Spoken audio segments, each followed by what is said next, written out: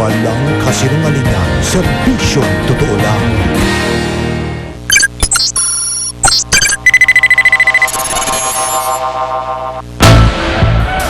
Ang payo ng mga nakatatanda kumain ng masustansya. Kung mapapansin nyo yun doon sa kawa nila, pag kada luto nila, may makikita kang mapapansin na nangingitim, mga itim-itim na lumulutang. Ayun yung mga, pag nilapit mo yung mukha mo, makikita mo mga langaw. Hindi po, hindi lang meron. Wala po dito.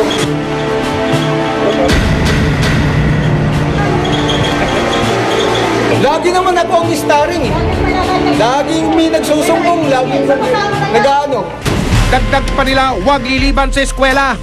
Nakita ko sa loob ng eskwelahan yung kisame niya. Tinatakpan na lang ng sako. Tapos yung partition ng mga room, gawa lang sa kahoy. Matapos maraming party ng school na puro kahoy na lang.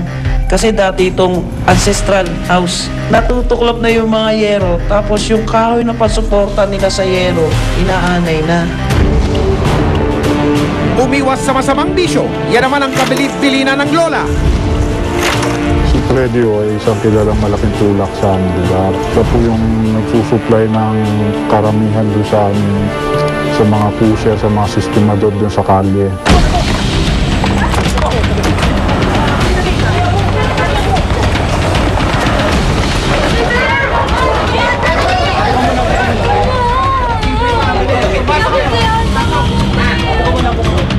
Sundin ang mga payong ito para hindi lumaking sakit ng ulo.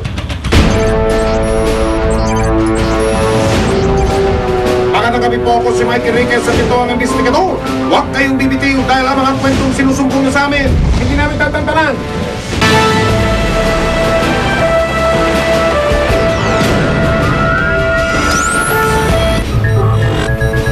Ang buhangin at semento, ginagamitan ng pala para ihalo. Pero may iba pa palang gamit ng pala na aming nakita. Hala, hindi nakatutuwa.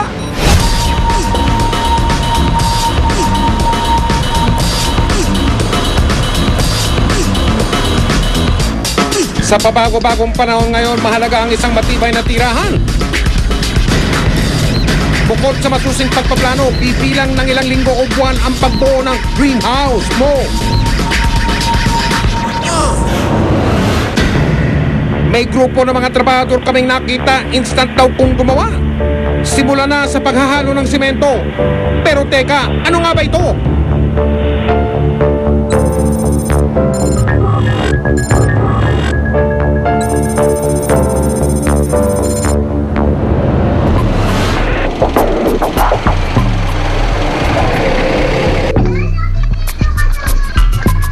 Sa isang bahay sa barangay San Lorenzo Ruiz 2, Dasmariñas, Cavite, maaga kung magbanat ng butok ang mga trabahador.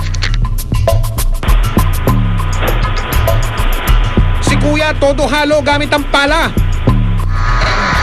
Sa banda rito naman hindi pa dadaig ang mga maskuladong tagasala. Mukhang abala ang laata.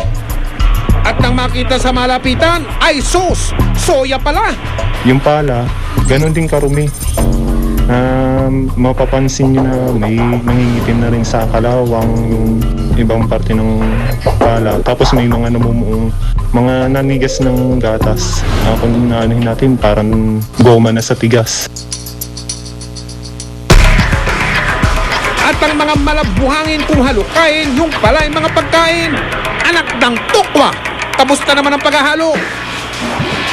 Yung lutuan nila, napansin ko, maraming mga namuong gatas. Hindi nila pinakaltan o hinuhugasan man lang yung pinag-iimbakan ng tubig nila. Yung panggiling nila. Mapapansin nyo, pagka tinignan nyo, may mga namuumuo na dumikit na soya doon na hindi nila tinatanggal o hinuhugasan ng maayos. Dahil sa sobrang tagal, nangingitim na yung mga dumikit doon at parang titignan mo kulay kalawang na. Naku po, hindi kaya magkulay graba na ang mga katas niyan? Si Kuya na nagsasala ng buhangin ng soya. Taples, kainis! Ang tagapala naman ng grupo gusto pa yatang mag-dive sa mga niluluto. Yung mapapansin nyo, pagka nilalapit yung mukha nila, minsan makikita nyo yung taong iihip doon, tumutulo yung pawis. O kaya minsan may malalaglag na isang bagay doon sa drum nila. Hindi na nila muna tatanggalin hanggat hindi nabubuo. Diving baka nyo, mahilig din lumangoy yung mga langaw sa hinahalong soya. Ano po? At mapapansin nyo yun doon sa kawa nila, pag kada luto nila, may makikita kang mapapansin na nangingitim, mga itim-itim na lumulutang. Ayun yung mga, pag nilapit mo yung mukha mo, makikita mo mga langaw na patay na. Pero ang mga kaldero, lianera, mga latang lalagyan at ilang mga kagamitan, mukhang hindi napapaliguan. Ano ba yan? Giling, sala, piga. Sige pa kuya, ihalo mo. Ilang sandali lang, buo na ang tokwa. Hanep, patag na patag ang pagkakagawa. Sa pagkakasalansan ng mga finished product, mapapagkama na ninyong hollow blocks. Yan ang Amis Tokwa Maker. Certified kaya itong stomach breaker? Pagka-repack pa nila, minsan mapapansin nyo yung mga lata na gagamitin nila, may kalawang. Bihira ka lang makakita ng mga latang bago lang. Hanggat may bumabalik sa kanilang lata, gagamitin at gagamitin nila kahit may kalawang pa. Habang abala ang mga construction estate Tokwa Boys, ito at nabala rin ang mga parokyano sa pagbili ng hot Tokwa. At dinideliveran nila ng mga tokwa nila sa palengke ng Carmona, sa bayo ng Dasmariñas, sa Silang, na kadalasan na bumibili po sa kanila at araw-araw po ang order na sa kanila. Ganun po kalakas yung nila tokwa nila. Sinundan namin ang kanilang delivery. Sa isang maliit na palengke sa Dasmariñas palang baksak ng mga tokwa. Para malaman kung papatok din ba sa tiyan ng mga taong kumukonsumo nito, agad naming ipinasuri sa mga eksperto ang nabili naming tokwa.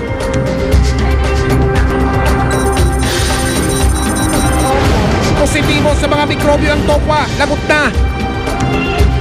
Dun sa mga kamay na marurumi, again, may mga bacteria, may mga parasites na nakukos ng pagtatae. At kung yung taong naghahalo ng tokwa ay meron tinatawag na typhoid carrier siya, napapasa rin yun sa pagkain. So paghalo niya ng pagkain, pag-handle niya ng pagkain, yung typhoid organisms, yung Salmonella typhi, pupunta dun sa pagkain. Pag kinain ng tao, typhoid yan o kumakalat doon. Siyempre, sa maruming environment, parating kasama ang hepatitis A. Diba? Yung mga poor source ng tubig. Anak ng tokwa naman talaga. Susunod pagawa ng tokwa sa Dasma, umayos pa kaya? Hindi para sa lagayan ng container ng tokwa. Siyempre may mga residues pa ng chemical.